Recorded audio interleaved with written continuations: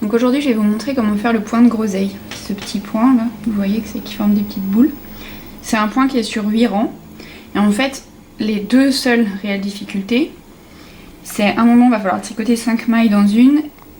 Et du coup, vu qu'on aura augmenté de 5 mailles, 2 rangs derrière, il faudra faire des diminutions qui sont un peu particulières. Donc c'est ce que je vais vous montrer. Donc le premier rang, c'est un rang endroit, donc il est déjà fait. Donc on passe à la suite. Hop là.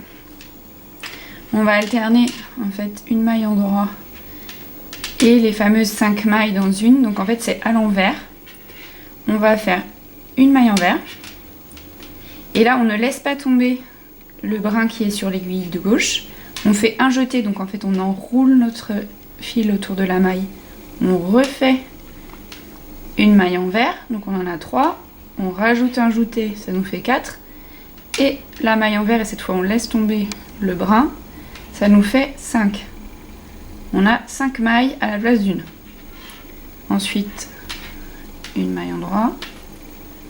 On refait les 5 mailles dans une, donc je vous remontre. Une maille envers. On fait son jeté, on enroule autour de l'aiguille. Une maille envers. Le jeté. Une maille envers. Et donc ça, jusqu'au bout du rang. Donc, hop là. Une maille endroit. On alterne toujours une maille endroit entre les deux. 1, 2, 3, 4, 5. Et une maille endroit.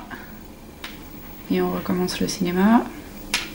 1, 2, 3, 4, 5. Et on termine par une maille endroit.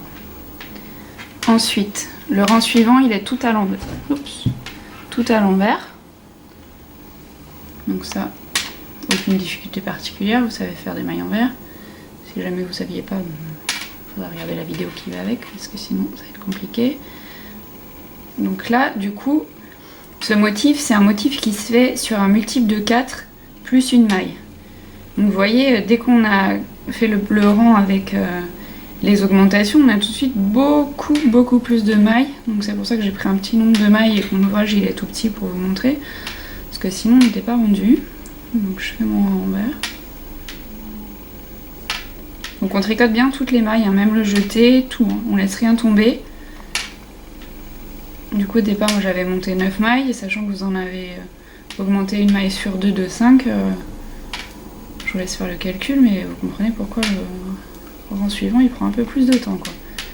Mais alors toutes ces mailles qu'on a augmentées, il va falloir diminuer. Donc ça va être le but du rang suivant. En fait on alterne un rang avec des augmentations, un rang sans rien, un rang avec des diminutions, un rang sans rien, et on reprend. Donc là j'arrive à la fin de mon rang envers et je vais vous montrer l'autre difficulté particulière de ce point. Et après, une fois que vous savez faire ces deux là, il n'y a rien de plus à savoir. Donc je suis sur mon rang suivant. Donc là j'attaque les diminutions. Donc je vais faire une maille endroit et c'est là qu'on va attaquer les diminutions. Je fais passer mon fil devant, je glisse 2 mailles avec mon fil devant. Et les 3 mailles suivantes, je vais les attraper ensemble. Donc là c'est un peu le passage pas évident si comme moi vous serrez un peu trop vos mailles. Si vous les serrez pas bien, vous aurez moins de problèmes et ça ira plus vite. Ah, flûte. Je vous promets, il y a un moment ça marche. Donc, yep. On a nos 3 mailles qu'on va tricoter ensemble à l'envers. Donc je passe mon fil et ici je ressors mes 3 mailles envers. Et donc je repasse mon fil de l'autre côté. Et les 2 mailles qu'on avait glissées, on va les rabattre par-dessus la maille qu'on vient de tricoter. Donc 1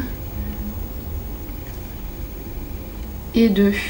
Du coup on a à nouveau plus qu'une seule maille. Et c'est ça qui forme la petite boulette en fait, la petite groseille. Donc là on fait une maille endroit. Et là je vous remontre le truc. On passe son fil devant. On glisse une maille, on glisse la deuxième. On attrape les 3 suivantes. Si elles veulent bien s'attraper. 1, 2, 3. On les tricote à l'envers ensemble. Tac. Là je repasse en fait tout de suite mon fil de l'autre côté, comme ça je suis en bonne position pour tricoter la maille d'après et c'est plus simple pour attraper les mailles à rabattre. Donc je rabats une maille, je rabats la suivante